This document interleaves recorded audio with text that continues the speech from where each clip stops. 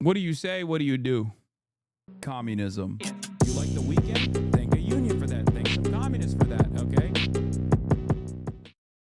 Will ensure that the system works for everyone. Trump slams Brazil and Lula. Without U.S. support, your country's going to be bad. There was another thing that happened this past week that we didn't even talk about, obviously, but Argentina. It turns out Argentina and the Ancapistan methods that Javier Milei implemented was bullshit. They need another bailout. Oh my God. Isn't that wonderful how that works? Socialism is always a failure because we have to obviously put our fucking hand on the scales. And capitalism is always a success. And that's precisely the reason why we have to, once again, put our hand on the scale to ensure that it continues. The libertarian way, baby. I thought this was a resounding success. What happened? Every liberal, every market understander was talking about how, Milei was actually saving Argentina. What happened? 43% poverty. Poverty is like exploding. Meanwhile, they're getting another fucking bailout. Why is Javier Milei, the world's leading libertarian, kept getting bailed out now at the expense of the American taxpayer? You'd think he'd reject government handouts. Milei is turning to the U.S. after tapping $20 billion from the IMF this year, stretching the fund's capacity for further bailouts to the limit. Argentina had missed its initial IMF targets to rebuild foreign exchange reserves before heavy intervention last week. The country makes up almost half of the IMF's roughly $125 billion in outstanding lending worldwide, far ahead of other big borrowers such as Ukraine and Egypt. Yeah, just like Ayn Rand, baby. This is how libertarians work. Always and forever. The U.S. Treasury Scott Bessent has said all options are on the table for the Trump administration to support Argentina through a bout of severe market volatility. Trump endorsed Milei on camera today when he was asked about the bailouts. We have a lot of meetings scheduled, but I wanted to meet with the president of Argentina, and we both wanted to meet with friends. He's done a fantastic job, and I'm doing something that I don't often do. I'm giving a full endorsement to him. We just endorsed him for president. As you know, he has a race coming up, and I'm sure he's going to do well, but now I think this hopefully assures it. And to the people of Argentina, we're backing him 100%. We think he's done a fantastic job. He, like us, inherited a mess. And bro, that's how you know he's been dog shit, okay? Make no mistake.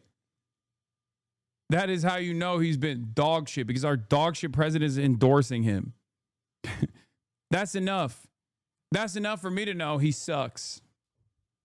But it's cool. Argentina is also very firmly committed to the continuation of Israel's genocide, so they're the good guys. God, I fucking hate this world so much. We are, like, we're cooking everybody, man. We're taking everybody out with us.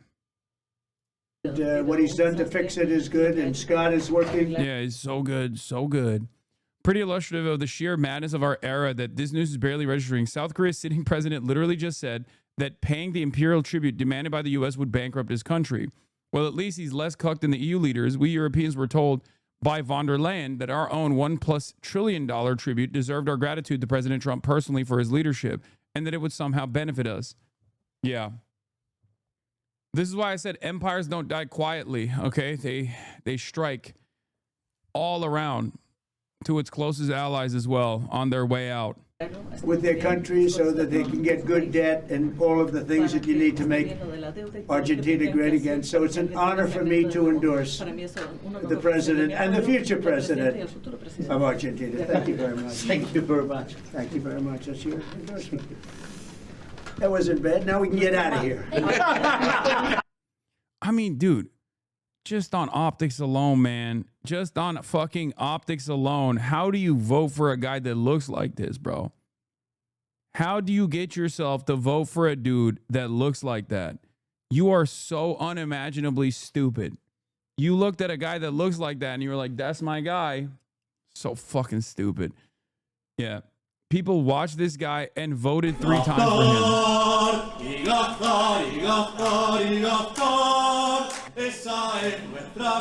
Yeah, that's his hero. Like Captain ANCAP or something. I forget what it's fucking called. Oh, everything is so ass. Y sí, los ingresos no aguantarán más. Iremos al Banco Central. Y eso será inflacionario. Y eso será inflacionario. Si no le aflojan al gato, entonces la crisis vendrá. ¡Viva la libertad, carajo! What do you say? What do you do? What do you say? What do you do?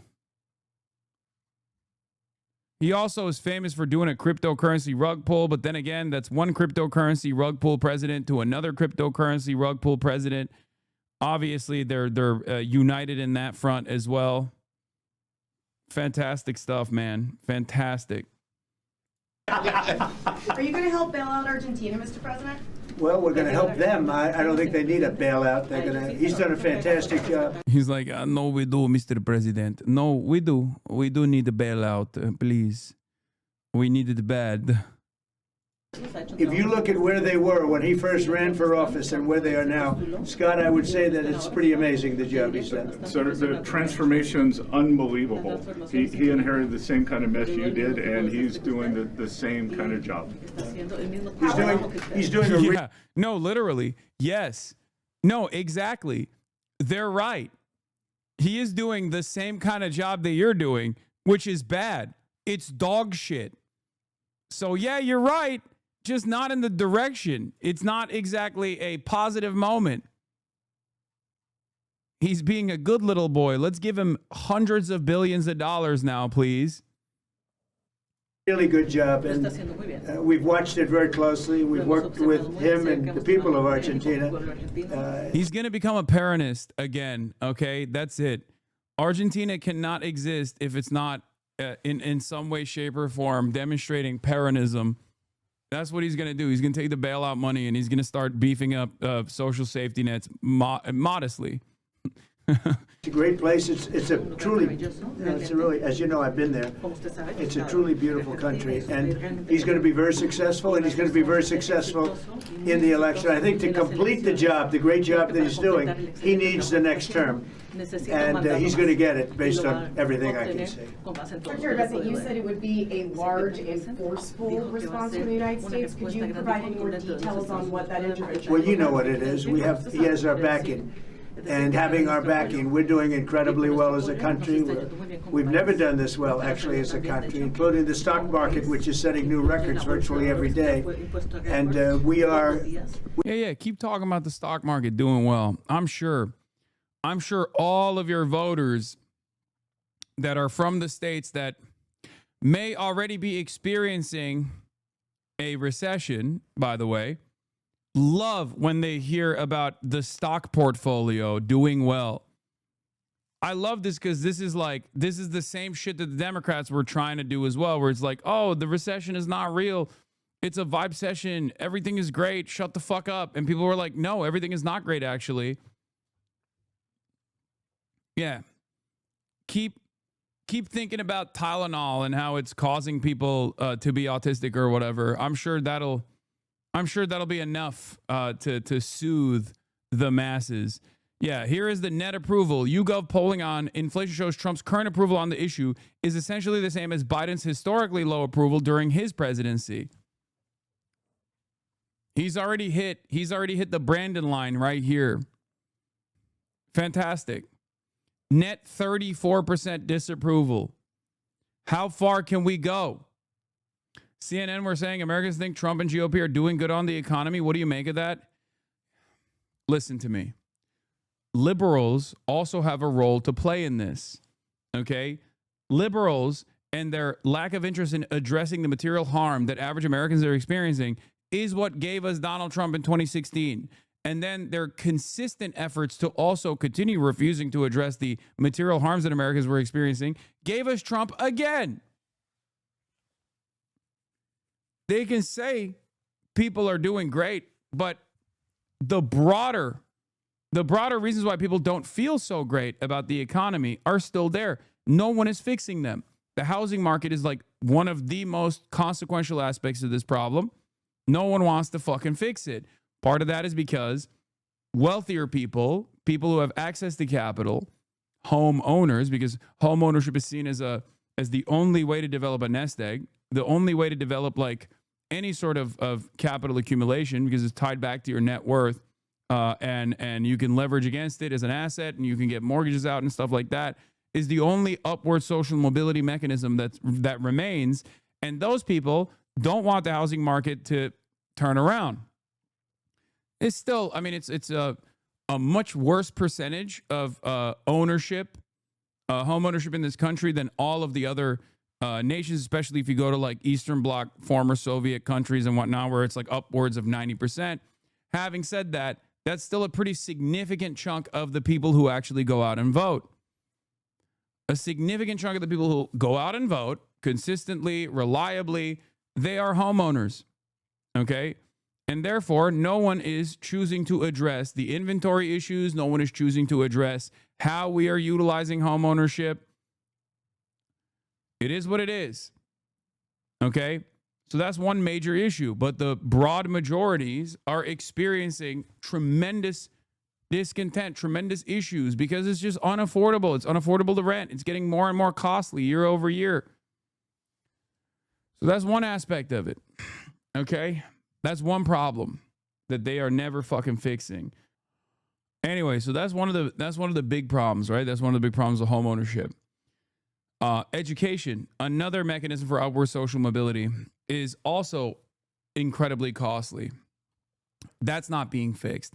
Healthcare, something that you need to live, also incredibly costly, also getting increasingly more expensive for average Americans. Okay, medical debt is a reality in this country. It's something that doesn't exist elsewhere. Okay, that's another major factor in the economic anxieties that people experience. When you cut all of that out and you try to do a consumer price index off of like the cost of groceries that also are increasing as well, right? You arrive at this predicament. We are very much a fan of the job that he's done. So he can just say things are good, the stock market performance is great over and over again till the fucking cows come home, but it's obviously not going to solve the issues. Okay? It's not fixing the anxieties that people have. It's not fixing anything at all, and it's something that you can't just like convince people out of. Okay? If your pockets are hurting, your pockets are hurting. There is nothing that the administration can say that can change that reality. If you have no solutions to that, if people don't actually experience some kind of relief, some kind of economic relief, then they're going to be mad. They're going to be mad regardless. And in all of that madness and in all that anger, you could maybe redirect some of that anxiety, some of that anger back to like trans people, Guatemalans, Venezuelans, Haitians, and the like. But not everyone is as predisposed with like harming people who are seemingly of a lower status than they are. People eventually can snap out of it and go, what the fuck? You did ban the transgender athletes and it didn't actually fix my situation at all.